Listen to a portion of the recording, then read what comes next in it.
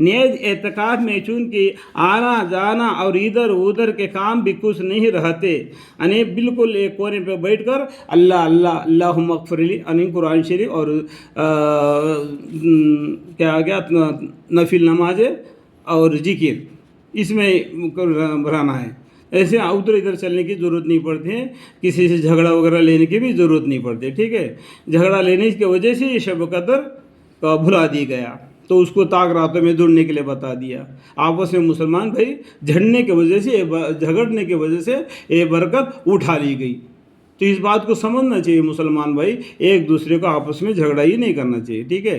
اس لیے عبادت اور قریب آقا کی یاد کے علاوہ اور کوئی مشغول بھی نہ رہے گا، نہیں اعتکاف میں بیٹھے گا وہ اللہ تعالیٰ جس نے ہمیں پیدا کیا زمین آسمان کو، بس اسی کا عبادت میں لگے رہنا۔ مسجد میں بیٹھ کر اور گھر کے کاموں کو یاد کر کے اس کو کاغذوں میں لکھ کے اور وہی نہیں رہنا، رہ گیا مسجد میں بدن، دماغ رہ گیا بازار میں، ایسا نہیں رہنا بھائی، ٹھیک ہے۔ اعتکاف کا مطلب کو سمجھ لینا چاہیے۔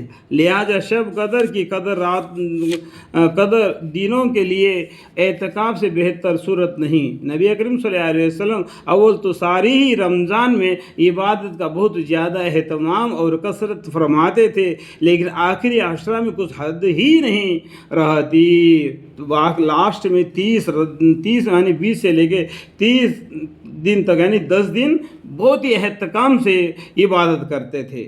رات کو خود بھی جاگتے اور گھر کے لوگوں کو بھی جگانے کا اہتمام فرماتے تھے، جیسا کہ صحیح کی مقدس روایت سے معلوم ہوتا ہے کہ بخاری شریف اور مسلم شریف کی ایک روایت میں حضرت ام عائشہ رضی اللہ عنہا نے فرماتے ہیں کہ آخری عشرہ میں حضور اقدس صلی اللہ علیہ وسلم لنگی کو مضبوط باندھ لیتے، لنگی جو لنگی ہے نا اپنا جو اس کو گھٹو باندھ لیتے، کھلنا نہیں چاہیے بول کے۔ حضور اقدس صلی اللہ علیہ وسلم نے لنگی کو مضبوط باندھ لیتے تھے اور راتوں کو احیا فرماتے، اپنے گھر کے لوگوں کو بھی جگاتے۔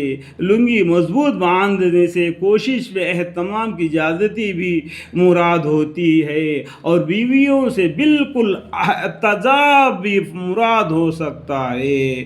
بالکل عورتوں کو اپنے بدن تک لگنے نہیں دیتے جبکہ اعتکاف میں ہو، باقی دنوں میں اپنے عورت کے ساتھ بھی سوتے تھے۔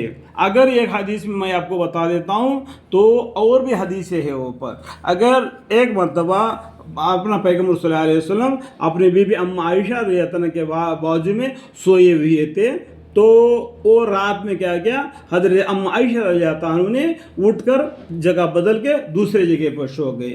جب ان کو نیند سے اشارہ آ گیا تو پوچھے کہ اے عائشہ رضی اللہ عنہ اماں، ان سے بولے کہ کیوں آپ نے یہاں سے اٹھ کر وہاں جا کے سو گیا؟ انہوں نے بولا میرے کو منتلی آ گئی۔ معلوم ہے نا آپ کو، باریک بات ہے، دیکھو اتنا باریک بات بھی اللہ تعالیٰ نے قرآن کریم میں بتلایا امت کے لیے، ٹھیک ہے۔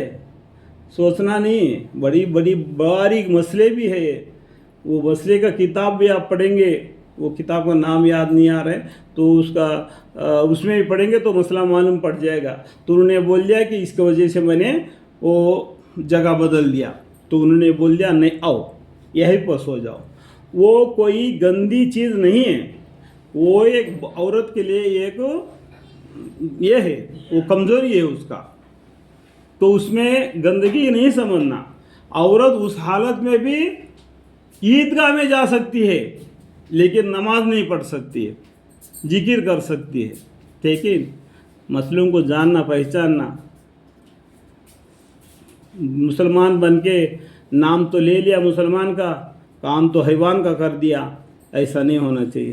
اللہ تعالیٰ ہمیں اور آپ کو سمجھنے کی توفیق عطا فرمائے، جب میں نے زیادہ بات کیا تو مجھے معاف فرمائے، اور اللہ تعالیٰ میرے گناہ کو خطاؤں کو معاف فرمائے، آمین ثم آمین، والحمدللہ رب